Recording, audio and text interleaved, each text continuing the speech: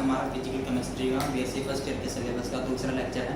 हमने पहले लेक्चर में क्या स्टडी किया था, एक बार मैं उसको दोबारा से रिवाइज कर देता हूँ। उसके बाद जो हमें आज स्टडी करना है हम वो देखेंगे। तो हमने जो पहले लेक्चर में डिस्कस किया था वो क्या किया था, जो पहला टॉपिक डिस्कस किया था पहला लेक्चर में वो तो काइनेटिक गैसेस थ्योरी हो, ठीक है, सिंपल केटीजी में जो हमने पहला पढ़ा था वो क्या पढ़ा था, काइनेटिक गैसेस थ्योरी। जो सेकंड टॉपिक पढ़ा था हमने पहले लेक्चर में पढ़ा था Maxwell Boltzmann distribution of velocities और एनर्जी। ये हमें दो टॉपिक पहले लेक्चर में स्टडी कर रहे थे। जो आज हम स्टडी करेंगे वो क्या करेंगे, 3 डिफरेंट टाइप ऑफ वेलोसिटीज। क्या हम स्टडी करेंगे, जो आज हमारा पहला टॉपिक होगा जिसको आज हम डिस्कस करेंगे वो क्या होगा, 3 डिफरेंट टाइप ऑफ वेलोसिटीज, या फिर हम क्या बोल सकते हैं, स्पीड भी बोल सकते हैं। 3 डिफरेंट टाइप्स ऑफ वेलोसिटी और स्पीड। सबसे पहले मोस्ट प्रोबेबल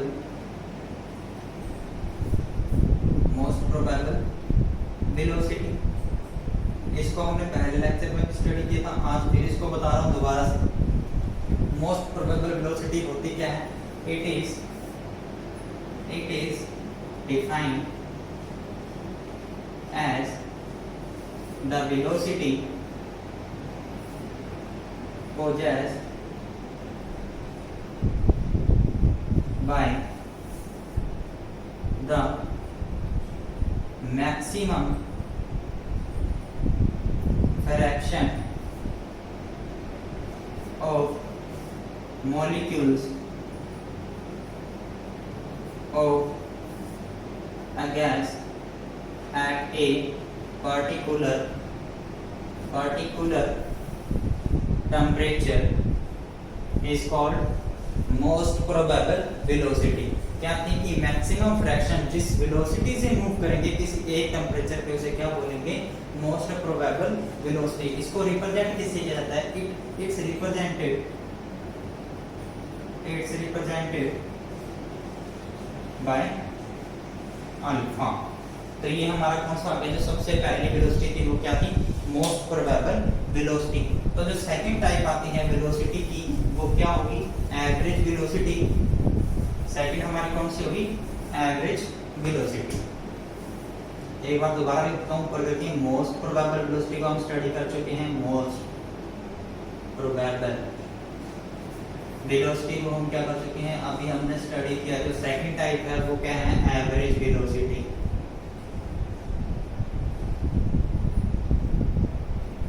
एवरेज वेलोसिटी है क्या, इसको देख लेते हैं एक बार। It is defined as the velocity,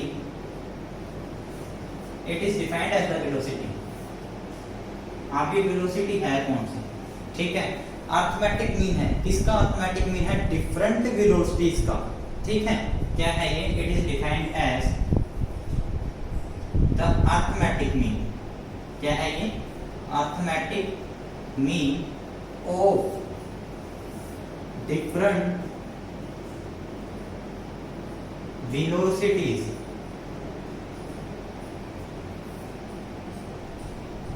possessed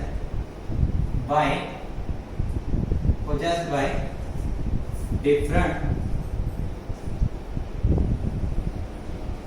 molecules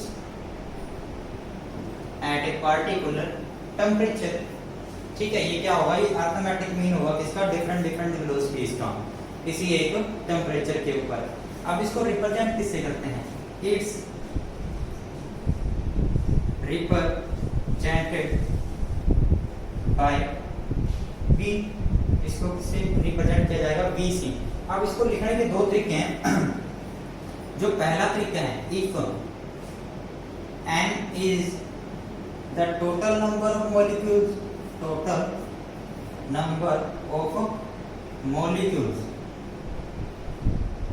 of a gas, N क्या है, total number of molecule of a gas moving with velocity v1, v2, v3, vn। अब इनकी एवरेज वेलोसिटी निकालेंगे कैसे, तो सिंपल अरिथमेटिक मीन ही निकालना है, v1 plus v2 plus v3 plus vn dividing by total number of molecule n। अब जो second तरीका है, सेकंड वे है इसको लिखने का, वो क्या है, एक n1 मॉलिक्यूल, n1 मॉलिक्यूल क्या है, इन n में से n1 मॉलिक्यूल, ठीक है, मैंने मान लिया 100 मॉलिक्यूल, तो 100 में से 10 मॉलिक्यूल हैं n। If n1 molecules moving with velocity v1, ठीक है, इन इस टोटल में से n1 मॉलिक्यूल किससे मूव कर रहे हैं, v1 वेलोसिटी से। इस टोटल में से n2 मॉलिक्यूल किससे मूव कर रहे हैं, v2 वेलोसिटी से। इन टोटल में से n3 मॉलिक्यूल किस वेलोसिटी से मूव कर रहे हैं, v3 वेलोसिटी से। अब इसका अरिथमेटिक मीन कैसे निकालेंगे, एवरेज वेलोसिटी को लिखेंगे कैसे, n1 इनटू में v1 प्लस n2 इनटू में v2 प्लस n3 इनटू में v3 plus dividing by n1 plus n2 plus n3। अब ये क्या थे, इन सबको ऐड कर देंगे तो टोटल नंबर ऑफ मॉलिक्यूल्स आएंगे ना, तो इसको सिंपल लिख देता हूं। तो अब हमने ये क्या डिस्कस कर लिया, जो सेकंड टाइप थी, सेकंड किसकी टाइप थी, वेलोसिटी या फिर स्पीड की क्या थी, एवरेज वेलोसिटी। फर्स्ट कौन सी थी, मोस्ट प्रोबेबल वेलोसिटी, सेकंड कौन सी है, एवरेज वेलोसिटी। अब थर्ड को स्टडी करते हैं एक बार हम।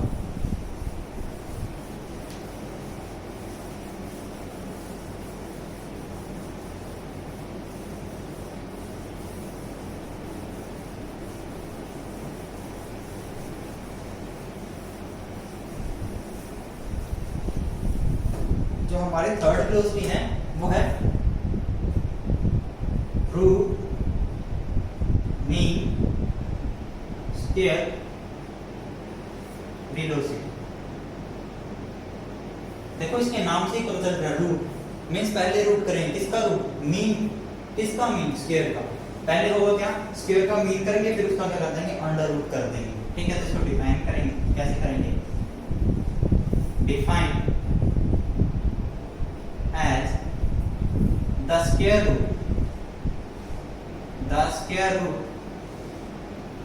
of mean of square of different velocities possessed by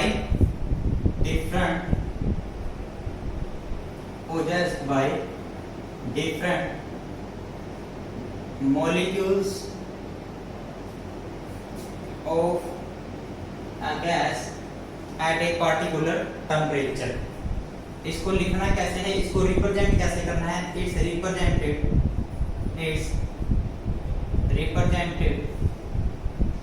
bye u। इसको किससे रिप्रेजेंट करेंगे, u से। रूट मीन स्क्वायर वेलोसिटी को किससे रिप्रेजेंट किया जाएगा, u से। मोस्ट प्रोबेबल को किससे किया था, अल्फा से। एवरेज को किससे किया था, v से।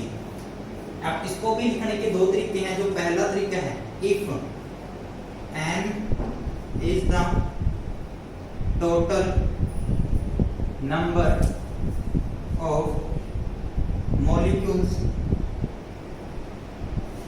n क्या है, किसी गैस के टोटल नंबर ऑफ मॉलिक्यूल्स है, moving with velocity v1।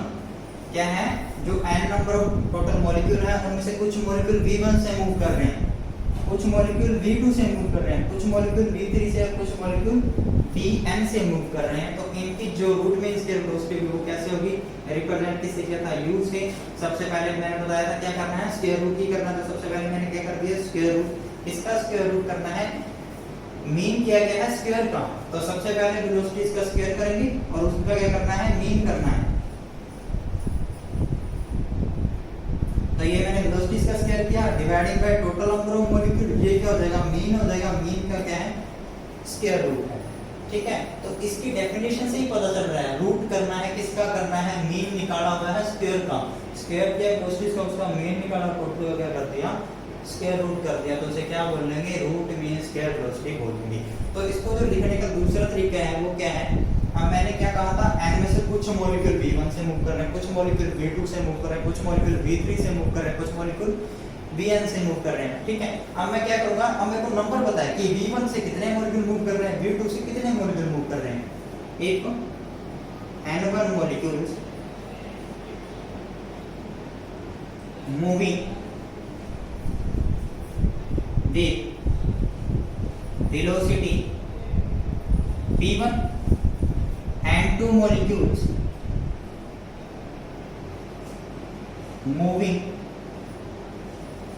with velocity v2 and 3 molecules moving with velocity v3, then root mean square velocity is equal to u से हमने इसको रिप्रेजेंट किया है, डेफिनेशन में ही पता चल रहा है। सबसे पहले क्या करेंगे स्क्वायर रूट करेंगे, तो स्क्वायर रूट कर दिया, स्क्वायर रूट किसका है वेलोसिटीज का स्क्वायर किया गया है, फिर उनका मीन निकाला गया है। तो अगर मेरे को नंबर पता है कि n1 मॉलिक्यूल v1 से मूव कर रहे हैं, तो n1 इनटू में v1 का स्क्वायर, n2 इनटू में v2 का स्क्वायर प्लस n3 इनटू में v3 का स्क्वायर डिवाइडिंग बाय, ये देखो ये n है, इसको आप सिंपल ऐसे भी लिख सकते हैं, देखो n1 plus n2 plus n3 ऐसे भी करते हैं, क्योंकि ये भी तो n के इक्वल ही होंगे ना। अगर मैं सबको ऐड कर दूं तो n ही बढ़ेगा, यहाँ पे भी वही n1 plus n2 plus n3, अगर सभी नंबर मॉलिक्यूल को ऐड करते हैं, मान लें कि 10 मॉलिक्यूल v1 से मूव कर रहे हैं, 20 मॉलिक्यूल v2 से मूव कर रहे हैं, 30 मॉलिक्यूल v3 से मूव कर रहे हैं, टोटल नंबर ऑफ मॉलिक्यूल मान लिया 100 है, तो 10 प्लस 20 प्लस 30 सबको ऐड करेंगे तो क्या आ जाएगा हमारे पास 100 आ जाएगा। तो इसको क्या लिख सकते हैं सिंपल, इसको इक्वल टू n भी लिख सकते हैं। तो हमने आज में क्या स्टडी कर लिया, 3 different type of velocity study कर लिया। सबसे पहले कौन सी है मोस्ट प्रोबेबल वेलोसिटी, सेकंड कौन सी है एवरेज वेलोसिटी, और थर्ड कौन सी है रूट मीन स्क्वायर वेलोसिटी। अब इनको एक्सप्रेस कैसे करते हैं, इनकी एक्सप्रेशन है क्या, हमें वो देखनी है।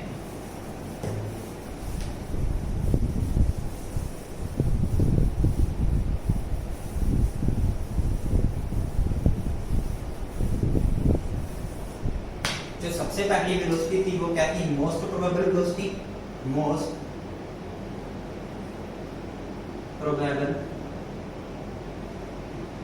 वेलोसिटी किससे रिप्रेजेंट किया था अल्फा से, किसके बराबर होगी, इसकी एक्सप्रेशन जो निकाली गई है इसकी जो वैल्यू आई है वो क्या होगी 2RT डिवाइडिंग बाय n। इसको जो निकाला गया है आपके सिलेबस में इसके डेरिवेशन नहीं है, बट वैसे ही बता रहा हूं, जो ये आया कहां से है, ये निकाला गया है जो हमने मैक्सवेल बोल्ट्जमैन डिस्ट्रीब्यूशन के अंदर प्रोबेबिलिटी का रिलेशन किया था। वो क्या था 4 पाई इनटू में m dividing by 2 pi RT की 3/2 पावर में था a की पावर माइनस m से स्क्वायर डिवाइडिंग बाय 2RT से स्क्वायर dc, जो बड़ा सा रिलेशन था उससे इसको निकाला गया है, बट आपके सिलेबस में डेरिवेशन नहीं है, सिंपल एक्सप्रेशन आपको याद करने हैं। तो मोस्ट प्रोबेबल वेलोसिटी को कैसे लिखा जाता है 2RT dividing by m। Second average velocity, average velocity किससे रिप्रेजेंट किया था v से रिप्रेजेंट किया था, किसके बराबर होती है ये 8RT dividing by pi m। Third हमारा कौन सा था, थर्ड हमारी थी root mean square velocity, root mean square velocity, नाम से ही पता है रूट है, किसका रूट है मीन किया गया है स्क्वायर्स ऑफ वेलोसिटीज का। इसकी जो एक्सप्रेशन है, इसकी जो वैल्यू है, इसको पहले रिप्रेजेंट किया था u से, इसकी वैल्यू कितनी आई थी, इसकी वैल्यू जो है 3RT डिवाइडिंग बाय m। अब हम इन तीनों में रिलेशन देख लेते हैं। अगर मान लो मेरे को पहली और तीसरी में रिलेशन निकालना है, तो मैं पहली और तीसरी को क्या कर दूं डिवाइड कर दूं, तो alpha dividing by u divide करेंगे ऊपर क्या आ जाएगा 2RT डिवाइडिंग बाय m, नीचे अपनी कौन सी एवरेज वेलोसिटी किसके बराबर थी 8RT dividing by pi m। Solve करेंगे तो क्या आ जाएगा, सोल्व करके देख लो एक बार इसको, square root 2RT dividing by m, ये उल्टा हो जाएगा क्योंकि डिवाइडिंग में है, मल्टीप्लाइंग में करेंगे तो क्या आ जाएगा उल्टा हो जाएगा। तो कैसे लिखेंगे इसको, पाई m ऊपर चला जाएगा, पाई m 8RT, सोल्व कर लो इसको, RT से RT कैंसिल, m से m कैंसिल, क्या आ गया square root 2 pi dividing by 8।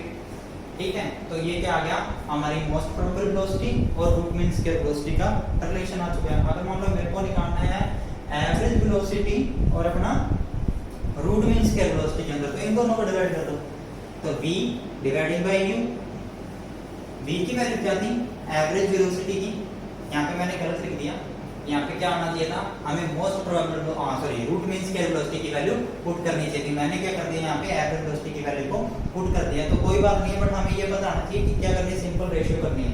तो अगर मैं यहाँ पे एवरेज वेलोसिटी सिंपल यहाँ भी कर दूँ कोई दिक्कत नहीं है, ठीक है, कि हमें किसकी रेशियो निकालनी है मोस्ट प्रोबेबल वेलोसिटी की और एवरेज वेलोसिटी की, दोनों का रिलेशन निकालना है, दोनों को डिवाइड कर दिया।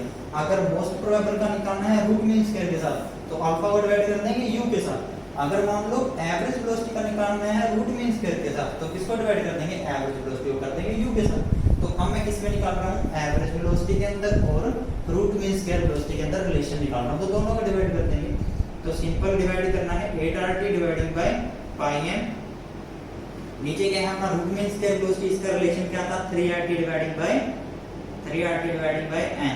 सॉल्व करेंगे क्या आ जाएगा 8RT dividing by pi m, multiply में उल्टा हो जाएगा ना, मल्टीप्लाई में करेंगे तो ऊपर क्या चला जाएगा n चला जाएगा, नीचे क्या आ जाएगा 3RT, कैंसिल कर दो जो कट रहा है, क्या आ जाएगा 8 डिवाइडेड बाय 3 पाई का अंडर रूट या स्क्वायर रूट। तो ये रिलेशन निकाल लेंगे। अब मेरे को ये देखना है कि इन तीनों में से सबसे ज्यादा वैल्यू किस वेलोसिटी की और सबसे कम वैल्यू किस वेलोसिटी की है, तो वो हम कैसे कैलकुलेट करते हैं, उनमें रिलेशन क्या है वो देख लेते हैं एक बार।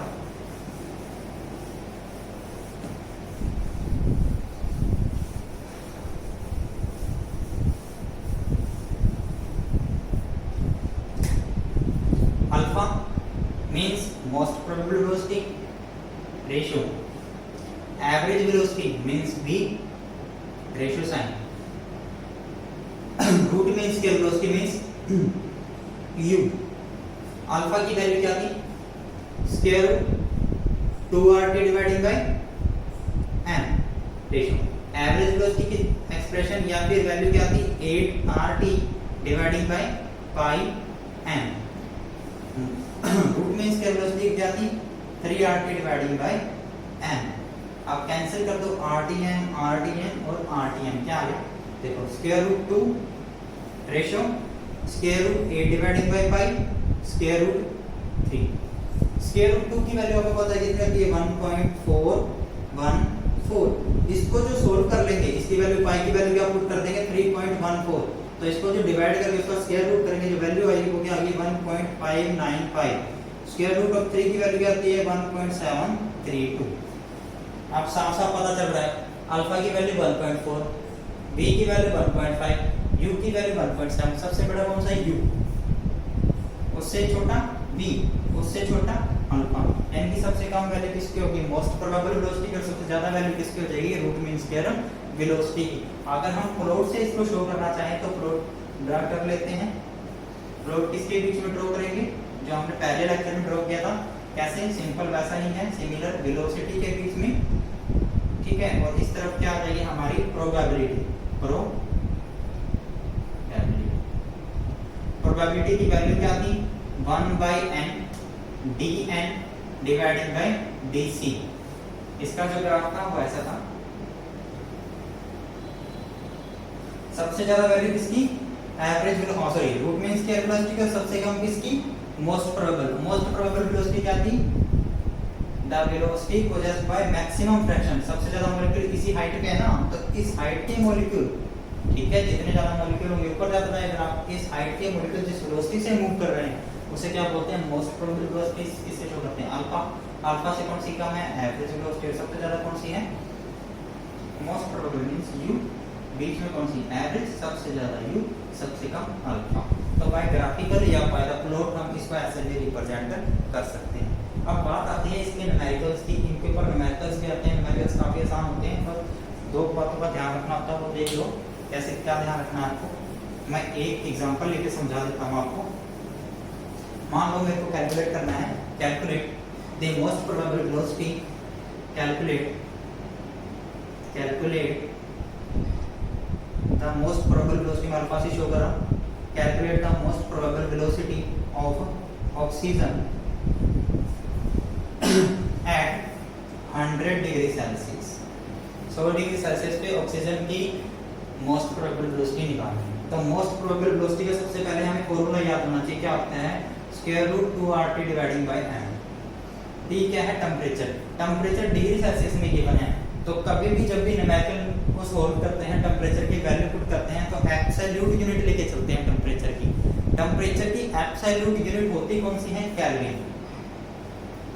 केल्विन इसकी क्या होती है, एब्सोल्यूट यूनिट है टेम्परेचर की। तो डिग्री सेल्सियस को केल्विन में चेंज करेंगे तो क्या कर देंगे, 273 इसमें ऐड कर देंगे तो वैल्यू कितनी आ जाएगी, 373 केल्विन।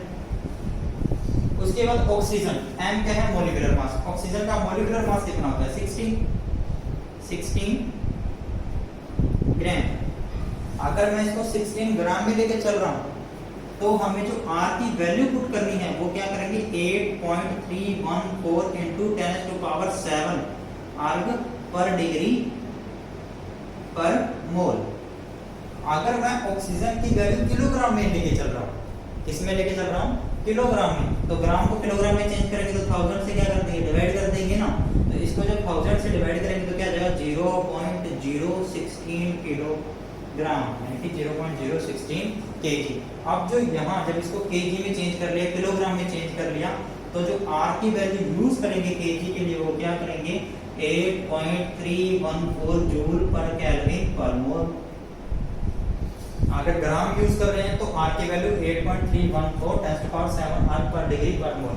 अगर किलोग्राम में चेंज कर रहे हैं तो आर की वैल्यू भी यूज करेंगे, सब वैल्यूज पुट करेंगे, इसको कैलकुलेट कर लेंगे।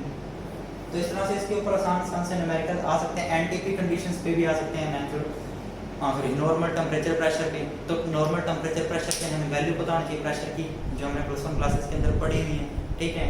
या फिर एसटी पे भी पूछ सकता है, एक ही बात है ना, स्टैंडर्ड टेम्परेचर प्रेशर या फिर नॉर्मल टेम्परेचर प्रेशर, तो उसके बेस पे भी न्यूमेरिकल आ सकता है। आसान न्यूमेरिकल सिंपल वैल्यूज पुट कर रहे हैं। बस एक बात का याद रखना है कि जब भी ग्राम यूज करो तो अर्ग के अंदर लेके चलोगे, अगर किलोग्राम यूज कर रहे हो तो जूल के अंदर इसकी यूनिट लेके चलोगे, इसकी आर की वैल्यू लेके चलोगे। आज के लिए इतना ही, थैंक यू।